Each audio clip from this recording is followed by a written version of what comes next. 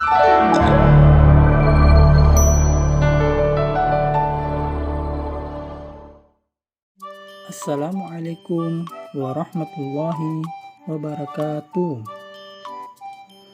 Hai anak-anak hebat, bagaimana kabarnya hari ini?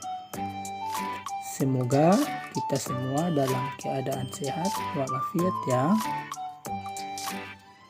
Baik anak-anak sekalian, pertama-tama marilah kita mengucapkan syukur kepada Allah Subhanahu wa taala karena atas berkat, rahmat dan hidayahnya sehingga kita semua diberikan kesehatan dan kesempatan untuk bisa hadir di tempat ini guna melaksanakan kegiatan belajar mengajar.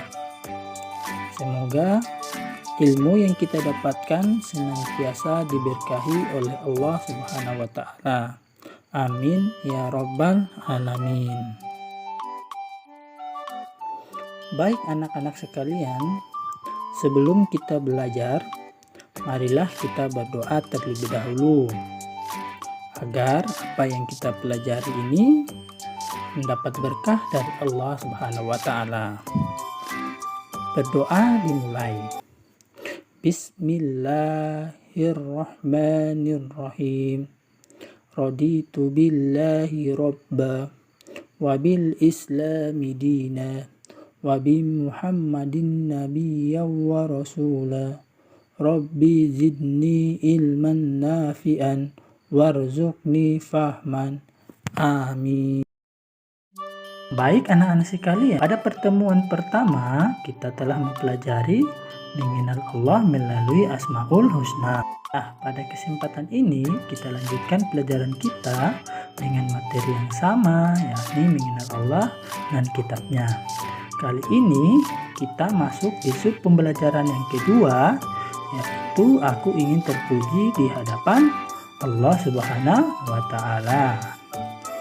Baik anak-anak sekalian, tujuan pembelajaran kita hari ini adalah peserta didik mampu melaksanakan ketaatan beribadah sebagai implementasi Asmaul Husna, Al-Mumit, Al-Hayyu, Al-Qayyum, dan Al-Ahad. Kedua, peserta didik mampu menunjukkan sikap percaya diri sebagai implementasi pemahaman makna Asmaul Husna, Al-Mumit, Al-Hayyu, Al-Qayyum, dan Al-Ahad.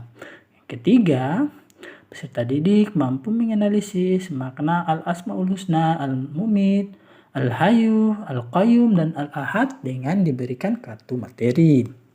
Dan terakhir, peserta didik mampu menyempurnakan, menunjukkan makna Asmaul Husna, Al-Mumit, Al-Qayyum, dan Al-Ahad dalam kehidupan sehari-hari.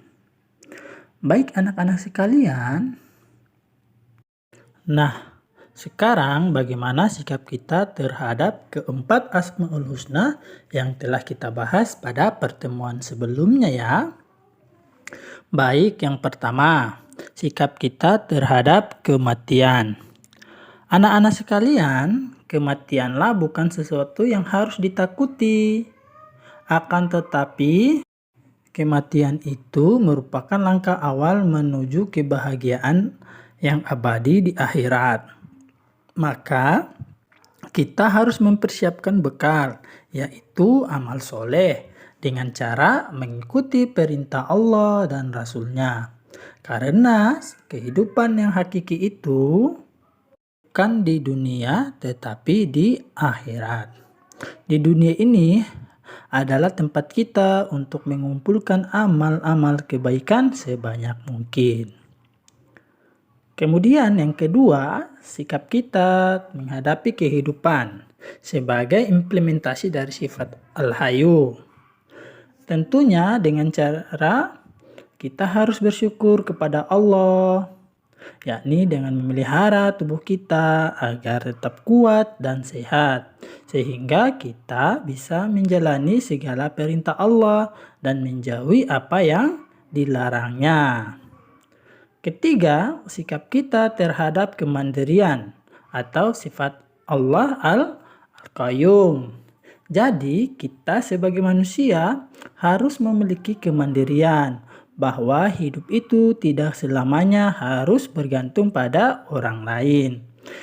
Hidup harus mempunyai semangat mandiri dalam segala situasi. Contoh misalnya, waktu kita masih kecil, hidup kita masih bergantung pada ibu atau orang tua kita. Ibu yang selalu membersihkan tempat tidur. Namun ketika kita sudah besar, kitalah yang harus merapikan tempat tidur kita sendiri, mencuci pakaian, bila perlu memasak dan lain sebagainya. Sehingga kita akan terbiasa ketika nantinya kita hidup sendiri.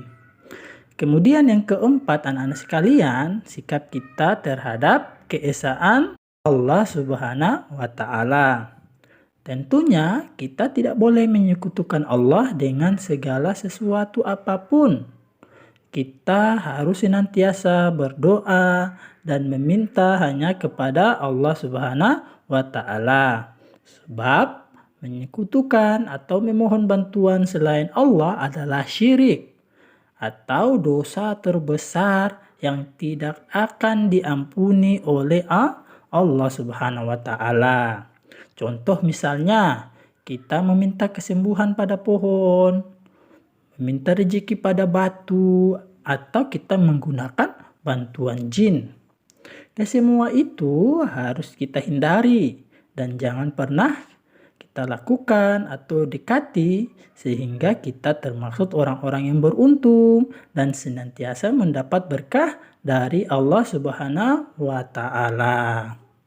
Baik anak-anak sekalian, itulah tadi beberapa contoh sikap kita dalam menyikapi sifat-sifat Allah. Al-Mumit, Al-Hayyu, Al-Qayyum, dan Al-Ahad.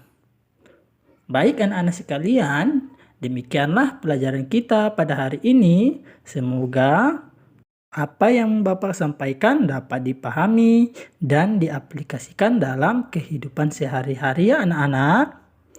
Baik, Bapak akhiri pertemuan kita hari ini. Assalamualaikum warahmatullahi wabarakatuh.